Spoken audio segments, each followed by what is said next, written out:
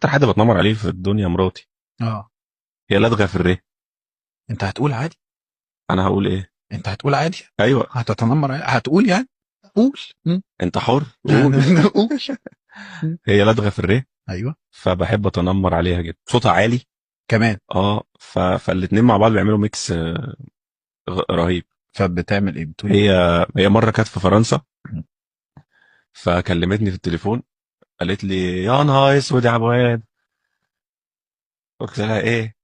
قالت لي النهارده نزلت ركبت عجله، فاكره نفسي بقى هعرف اركب عجل وبتاع، تعبت تعب، وبعد ما خلصت فجأة عا.